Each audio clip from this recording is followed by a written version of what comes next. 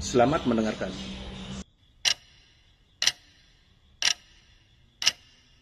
Mengapa Israel ini ingin betul mengambil Palestina ini? Apa yang ada di Palestina? Apakah di Palestina itu ada emas? Apakah di Palestina itu ada perak? Mengapa mereka bersemangat betul ingin mengambil Palestina ini? Pada tahun 2007, Al-Faqir Abdul Samad, saya menterjemah satu buku berbahasa Arab, judulnya Tarikh Ad-Diyanah Al-Yahudiyah, ditulis oleh seorang ulama daripada Al-Iskandariyah, Mesir. Di situ dia bagi satu jawaban. Kenapa orang Israel itu amat sangat menginginkan Palestina? Rupanya ada seorang bernama Israel. Israel maknanya dua. Isra abdun. El bahasa Hebrew language, bahasa Ibrani. El artinya Tuhan. Israel artinya hamba Tuhan. Tapi mereka punya makna yang kedua. Israel artinya al-musari' lillah. Al-musari' lillah, orang yang bergulat, orang yang mengalahkan Tuhan. Rupanya Tuhan pernah kalah. Dan ketika Tuhan kalah, lalu Tuhan memberikan hadiah satu petak tanah, dan tanah itu adalah tanah Palestina menurut mereka. Jadi mereka meyakini bahwa ketika Tuhan dikalahkan oleh Israel, maka hadiahnya adalah bumi Palestina. Itulah kenapa mereka amat sangat ingin mengambil tanah itu. Tapi kita pula, Palestina bagi kita adalah hijrahnya Nabi Muhammad sallallahu alaihi wasallam yang dituliskan dalam Al-Qur'an. A'udzubillahi minasyaitonir rajim. Subhanalladzi asra bi'abdihi lailan minal masjidil haram ilal masjidil aqsa alladzi barakna haulah. Dulu semasa belajar di Al-Azhar ada satu subjek namanya Al-Milal wan Nihal.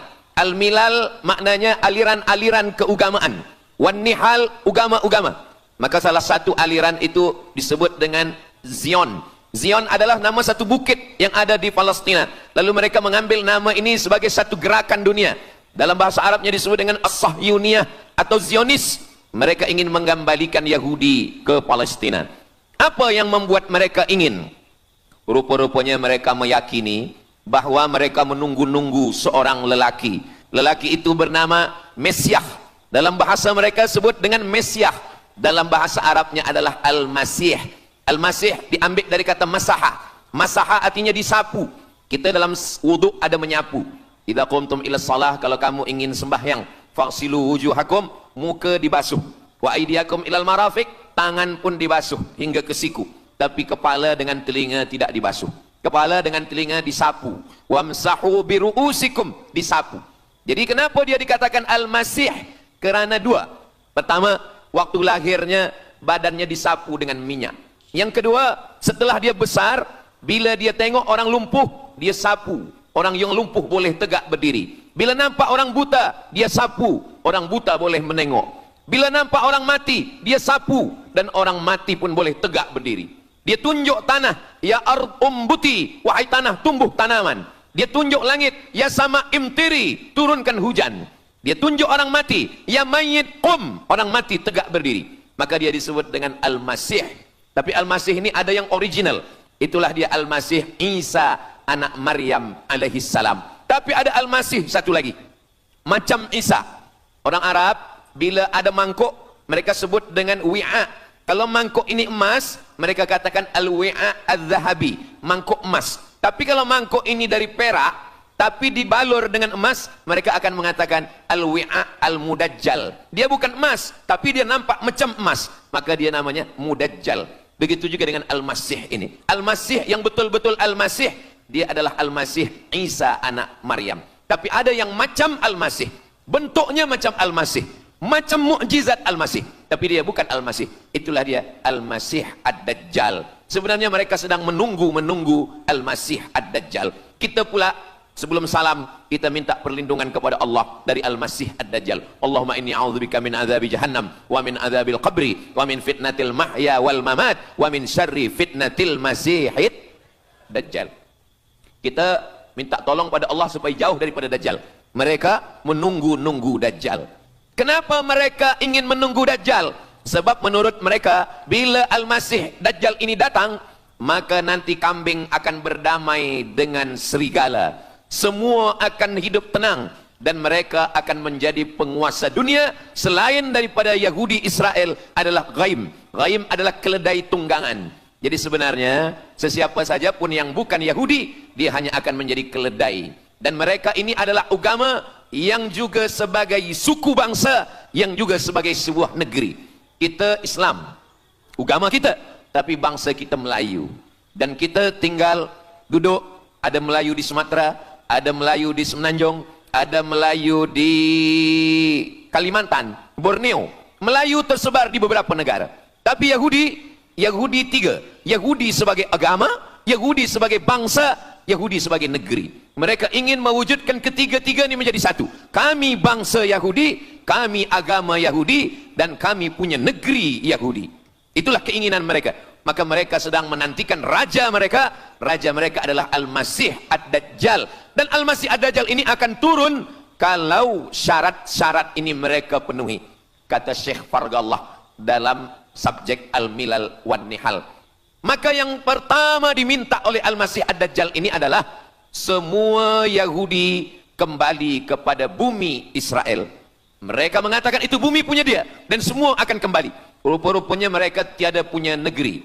Sama macam nasib orang Kurdi. Kurdi ada di Turki, Kurdi ada di Irak, Kurdi ada di beberapa belahan bumi. Syekh Amin Al-Kurdi, mursyid tarekat Naqsabandiyah di Mesir, orang Kurdi, tapi duduk di Mesir. Syekh Muhammad Said Ramadan Al-Buti, orang Kurdi, tapi duduk di Suriah. Salahuddin Al-Ayyubi, orang Kurdi, tapi dia raja di Mesir.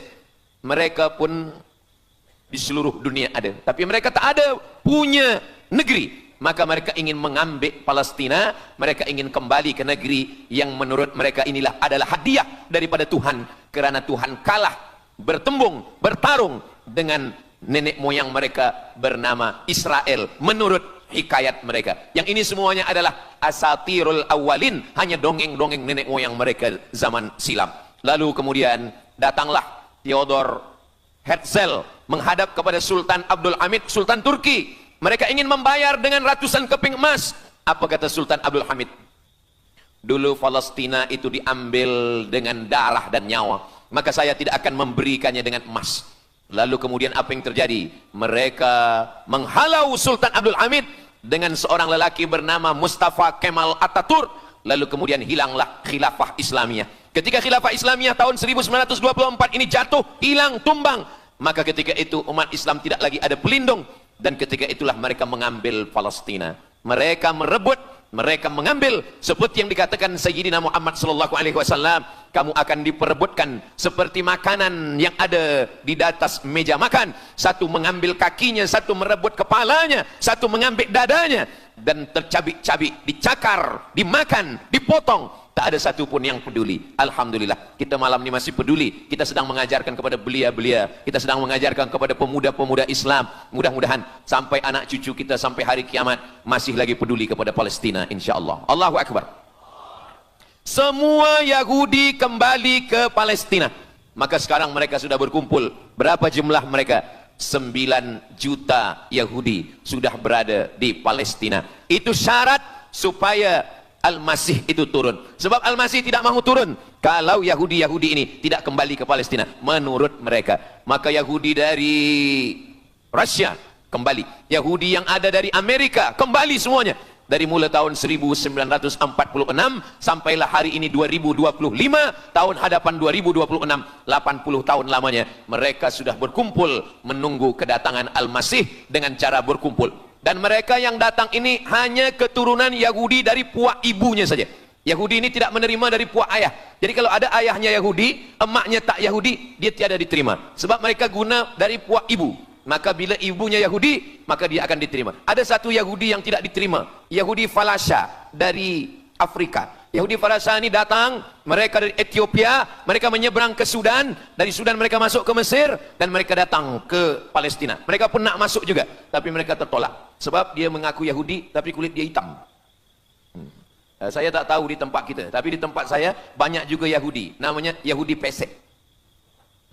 Kulit dia hitam, hidung dia pesek, tapi otak dia Yahudi. Ini lebih berbahaya lagi. Mereka menyebarkan kebencian. Jadi sebenarnya Yahudi adalah makhluk yang paling unsuri, rasisme. mereka tiada menerima selain daripada Yahudi. Siapapun yang datang ingin mengaku orang Yahudi, kalau ditengok nasabnya tidak sesuai daripada ibu, dia tidak akan diterima. Sedarlah wahai orang yang membela-bela Yahudi, wahai orang yang membela Yahudi, kalau kamu bukan Yahudi maka kamu tidak akan diterima, kerana Yahudi adalah agama, Yahudi adalah bangsa, dan Yahudi adalah negeri. Mereka ingin mewujudkan ini. Maka berdatanganlah Yahudi beramai-ramai, lalu mereka pun turun ke Palestina. Sampai hari ini mereka terus berdatangan.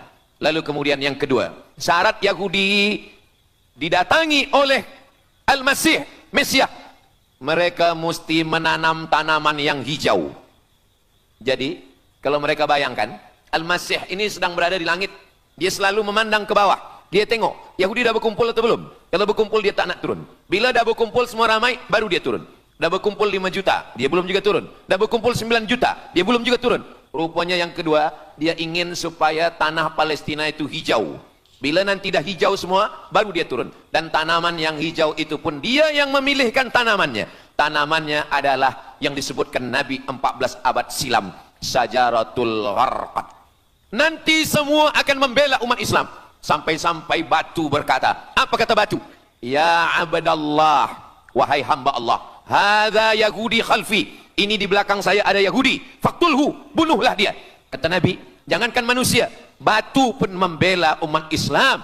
Batu akan berkata, ya abdallah, wahai hamba Allah, hadza Yahudi, ini di belakang saya ada Yahudi, faktulhu, bunuh dia.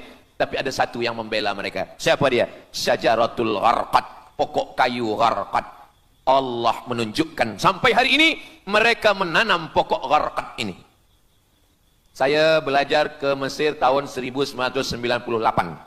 Musim panas tahun 1999, saya pergi ke satu kawasan bernama Aris.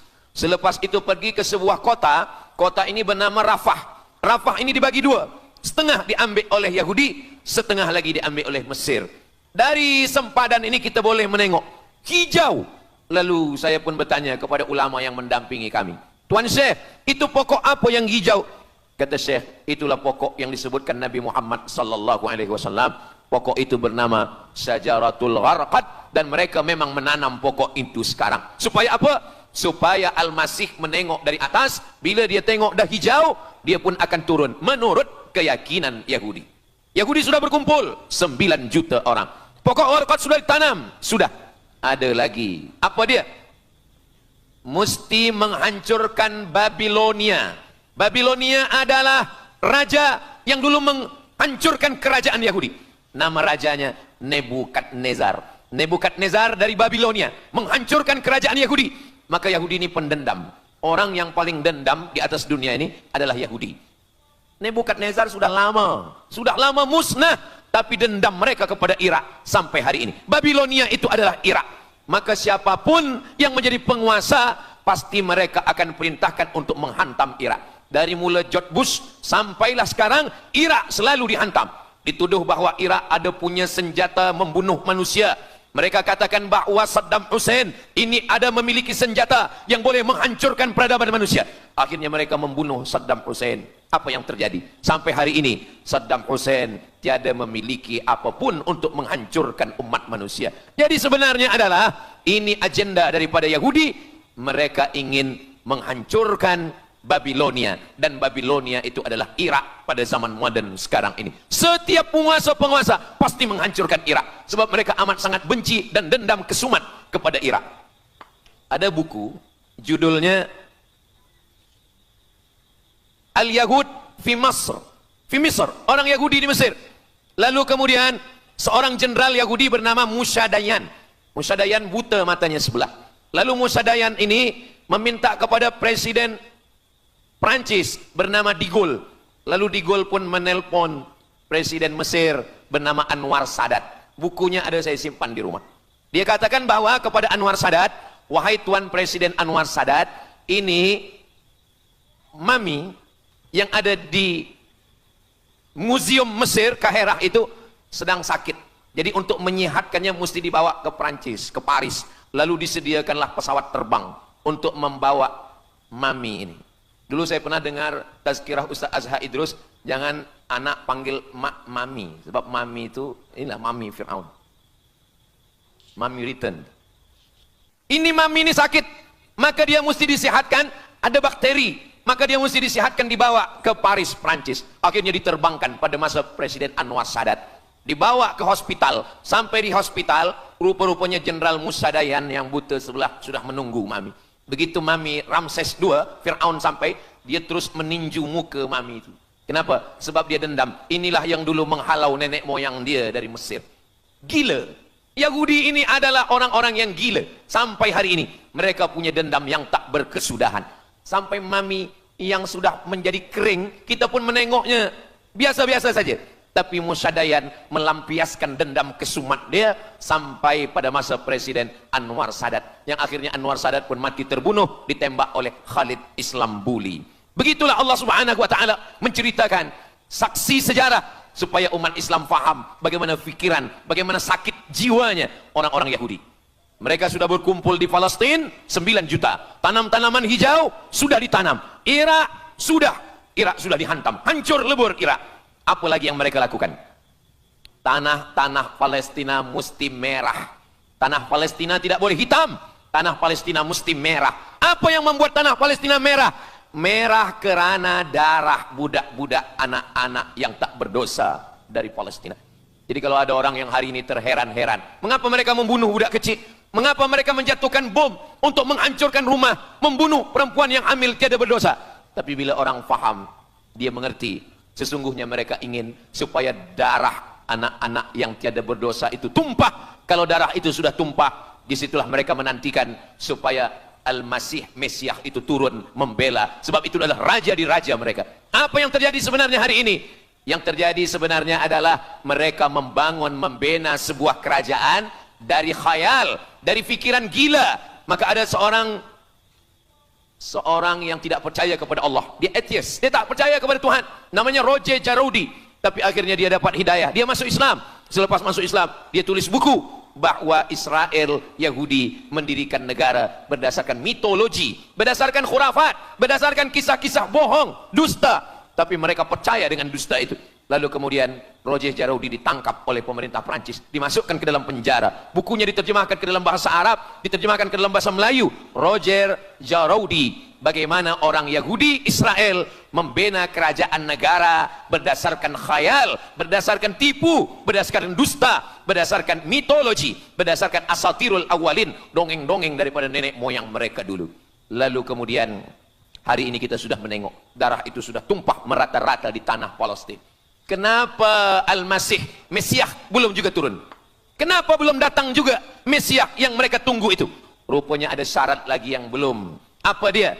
Mereka mesti membina satu yang disebut dengan Haikal Sulaiman, Temple of King Solomon.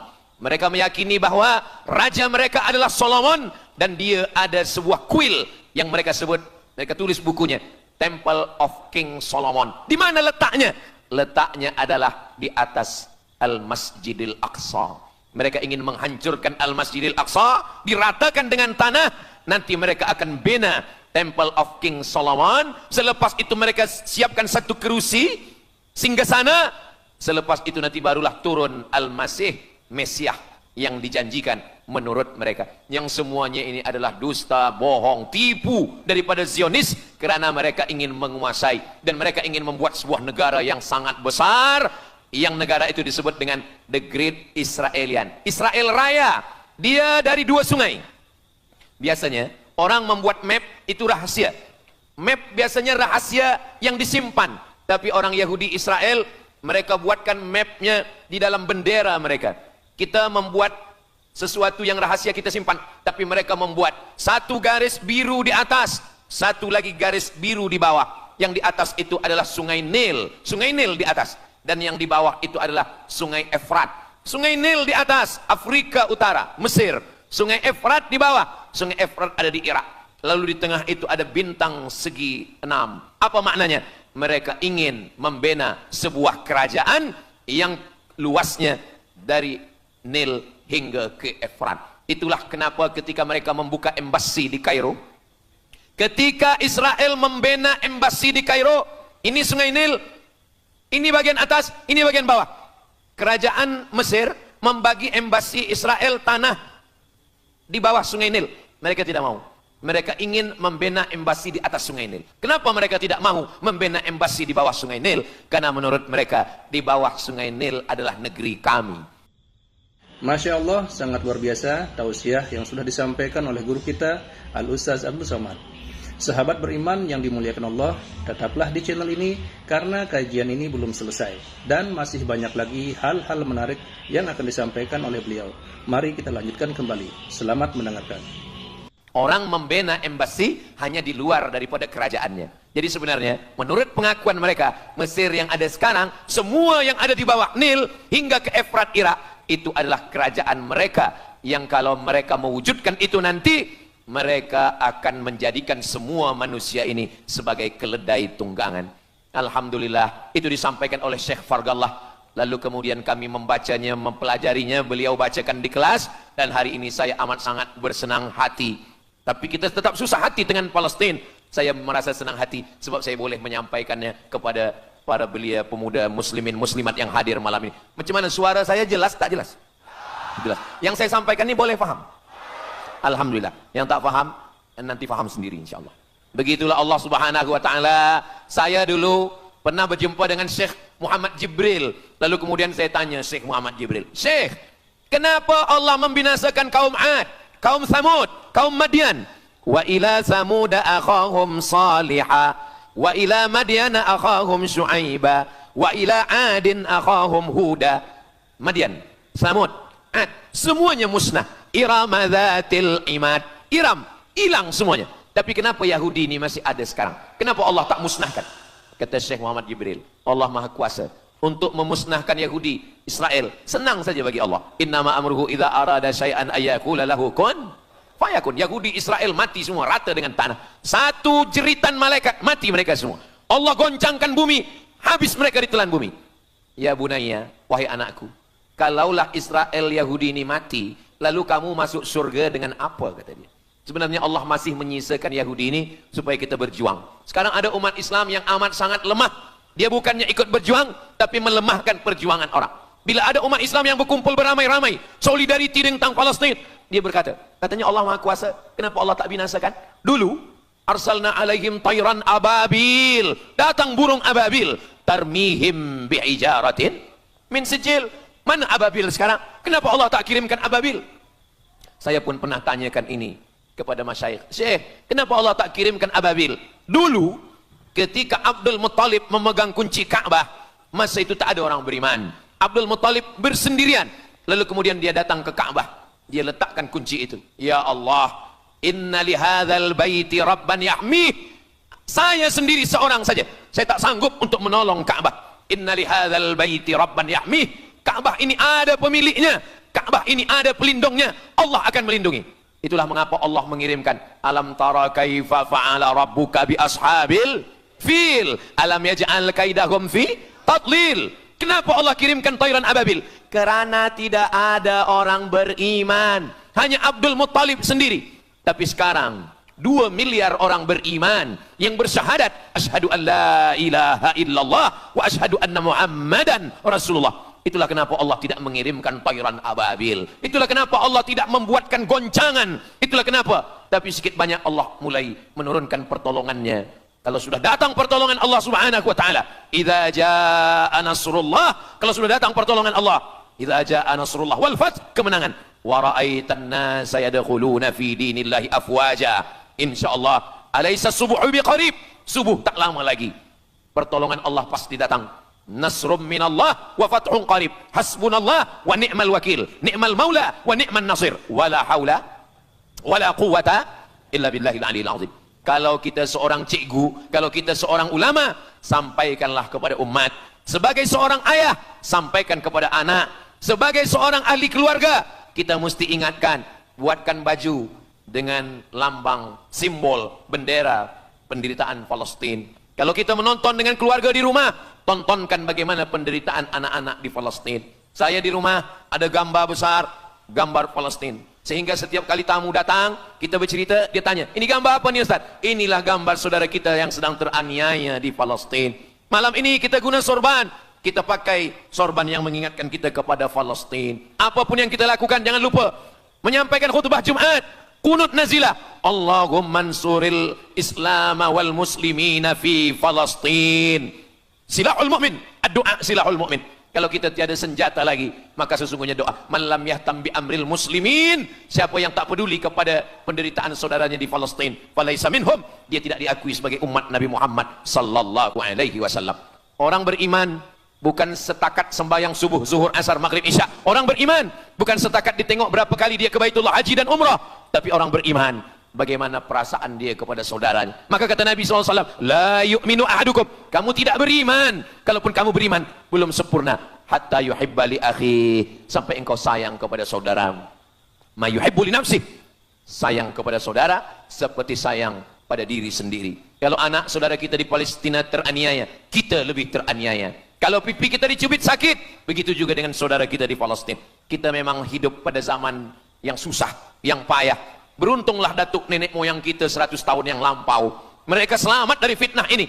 Tapi kita pun tak boleh mengutuk nasib. Mengapa saya hidup sekarang? Kenapa kami hidup tahun 1447 ini ya Allah? Tentu ada hikmahnya. Allah hidupkan kita hari ini. Kenapa saya tak hidup zaman Nabi? Kalau ada pemuda belia sekarang datang kepada Ustaz Abdul Somad, Ustaz Somad, kenapa saya tak hidup zaman Nabi? Kalau saya hidup zaman Nabi mungkin saya baik. Kamu yang komplain kepada Allah, kalau kamu hidup zaman Nabi mungkin tidak ikut Nabi, ikut Abu Lahab, ikut Abu Jahal. Kita dihidupkan Allah hari ini, kita masih bersama dengan guru kita, Al-Fadhil Ustaz Azhar Idrus. Kita masih bersama dengan orang-orang baik, orang mulia. Alaikum bil jamaah, kata Nabi SAW. Man syadza syadza finnar, jangan bersendirian, sendirian masuk neraka. Kita mesti berjamaah. Alhamdulillah, yang ada kuasa dengan kuasanya, yang ada fatwa dengan fatwanya, yang ada ilmu dengan ilmunya. Bagi penuntut-penuntut, pelajar-pelajar, tonton, buat video, buat apapun yang boleh kita buat, share, gambar, semuanya itu ada tanggung jawab kita di hadapan Allah Subhanahu wa taala. Kullukum ra'in, setiap kamu pemimpin, hadap ke Baitul Maqdis 17 hingga 18 bulan. Sampai akhirnya pada bulan Sya'ban turun ayat, qad nara taqalluba wajhika fis sama', kami menengok wajah engkau menghadap ke arah langit. Fawalli wajhaka syatral masjidil haram, hadapkanlah wajahmu ke arah Masjidil Haram. Lalu Nabi pun menghadap ke arah Masjidil Haram. Selepas itu sahabat datang beramai-ramai menjumpai Nabi Muhammad SAW.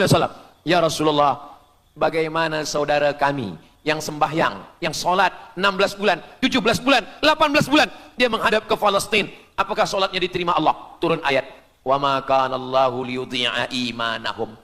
Tafsirnya, wa ma kana Allahu liyudhi'a salatahum.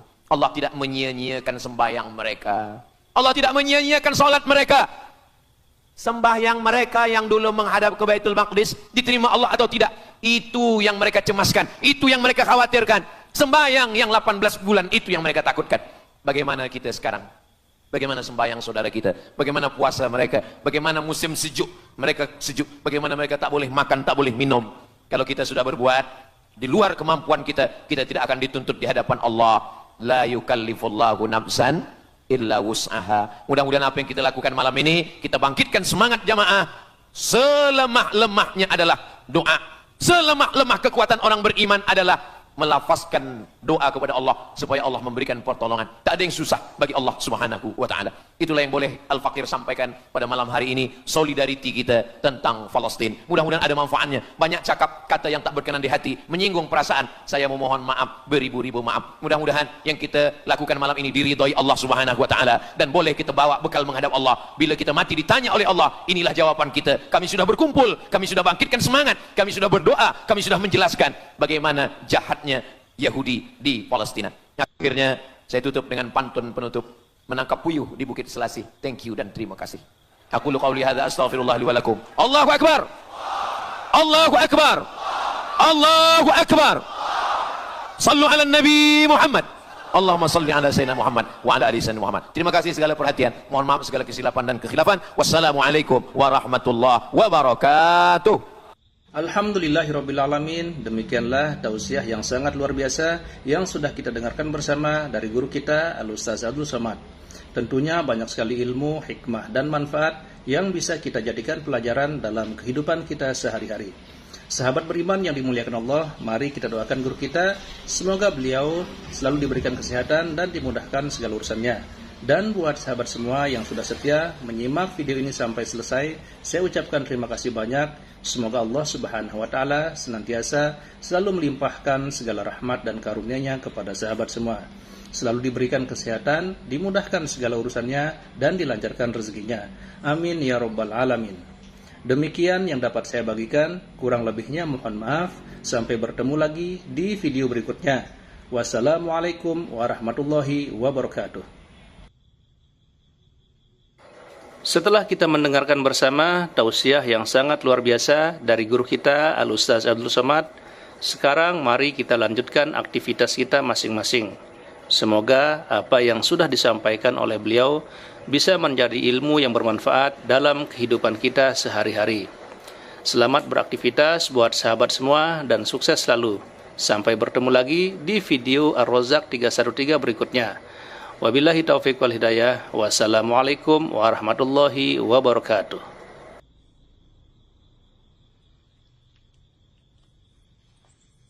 Bismillahirrahmanirrahim.